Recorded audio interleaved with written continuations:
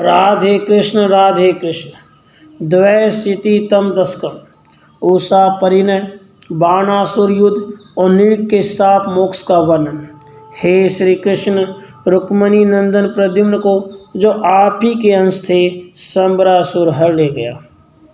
कुछ दिनों बाद प्रद्युम्न संबरासुर का वध करके अपनी रति नामनी भार्या के साथ द्वारका को लौट आए। पुनः उन्होंने रुक्मी की सुंदरी कन्या का अपहरण किया। प्रद्युम्न के पुत्र अनिरुद्ध हुए, जो गुणों के खजाने ही थे। उन्होंने रुक्मी की पौत्री रोचना के साथ विवाह किया। अनिरुद्ध के विवाह में आप वहां गए थे। उसी समय जुआ खेलते समय वैर हो जाने कारण बलराम जी ने रुक्मी को मार डाला। हे श्री कृष्ण, हे भगवान, बलि का पुत्र बाणासुर था। उसके 1000 भुजाएं थीं और वह महान शिव भक्त था। उसके उषा नाम की एक श्लाघनीय पुत्री थी। वह आपके पौत्र इन अनिरुद्ध का, जिन्हें उसने पहले कभी देखा भी नहीं था, स्वप्न में अनुभव कर काफ़ी आतुर हो गई। उषा की एक सखी थी जिसका नाम चित्रलेखा था। वह योगिनी और चित्रकर्म में अत्यंत निपुण थी। उसने समस्त तरुण राजकुमारों का चित्र बनाना आरंभ किया। उन बनाए हुए चित्रों में उषा ने अनिरुद्ध को पहचाना।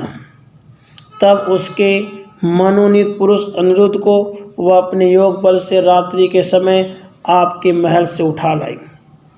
उस कन्यापुर में अनिरुद्ध प्रियतमा उषा के साथ सुखपूर्वक रमन करने लगे। जब बाणासुर को किसी प्रकार इसका पता लगा, तब उसने अनिरुद्ध को नागपाश से बांध लिया। उसके बाद श्री नारद जी के मुख से अनिरुद्ध के बंधन रूप वृत्तांत को श्रवण करके, जिनके क्रोध की सीमा नहीं रह गई थी, उन यादवों के साथ लेकर आपने बाणासुर की राजधानी सोनेतपुर को घेर लिया। बाणासुर के नगरी के रक्षक हेमवान की प्रिय पुत्री पार्वती के प्राणनाथ भगवान शंकर थे। उन्होंने भूतगणों के साथ निशंक होकर उस यादव सेना को रोक दिया। तब तुरंत ही महाबली बाणासुर सात्यकी के साथ और स्वामी कार्तिक प्रद्युम्न के साथ भिड़ गए। तब आप भी त्रिपुर हंता शिव जी के साथ युद्ध करने लगे। उस संग्राम में जब आपके अस्त्र प्रयोग से शिव जी के सारे अस्त्र निरुद्ध हो गए और वे स्वयं आपके मोहनास्त्र से मोह को प्राप्त हो गए, तब भूतों तथा परमथों के वीर योद्धा अतिशय पीड़ित होने के कारण भयभीत होकर भाग खड़े हुए और प्रद्युम्न के बाणों से शतविशत होकर स्कंद ने भी युद्ध से मुख मोड़ लिया। उसी समय बलराम जी ने शीघ्रतापूर्वक बाणासुर के मंत्री कुभांड का मिट्टी के नए भांड की तरह छिन्न भिन्न कर दिया। तब बाणासुर 500 धनुष धारण करके बलपूर्वक युद्ध स्थल में आ डटा, परंतु जब उसके सभी धनुष कट गए और वह विरत हो गया, तब समर भूमि से हट गया। उसी समय माहेश्वर ज्वर आपके ज्वर के साथ लोहा लेने लगा, परंतु वह शीघ्र ही संतप्त हो उठा। वह माहेश्वर ज्वर ज्ञानी था, अतः वह आपकी स्तुति करके तथा आपके भक्तों को ज्वारा भाव का वरदान देकर वहाँ से चला गया।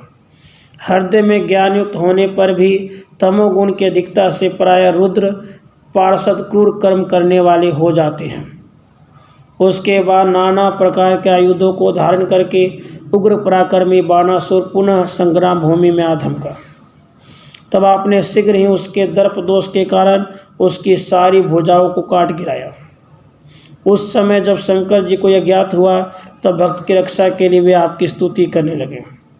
शंकर जी के कहने से आपने बाणासुर की 2 भुजाएं छोड़ दी और उस शिव भक्त को दोनों ओर से निर्भय करके मुक्त कर दिया।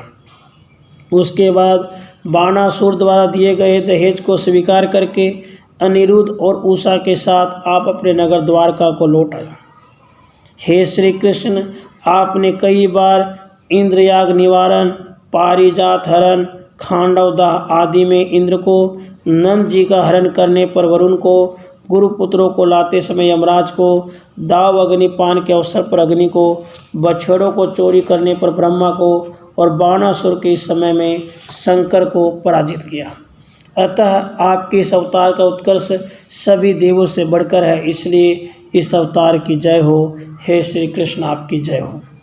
उसके बाद ब्राह्मण के कोपजनित साप से गिरगिट योनि को प्राप्त हुए महाराज नृग का उद्धार करके आपने उन्हें स्वर्ग पहुंचाया। इसी बहाने आपने सब जनों को सर्वश्रेष्ठ द्विज भक्ति का उपदेश दिया। हे श्री कृष्ण, हे परमेश्वर, मेरी भी रक्षा कीजिए। इति बाणासुरयुद्धम नृगमोक्षम च 82तम दशकम समाप्तम। राधे कृष्ण, राधे कृष्ण।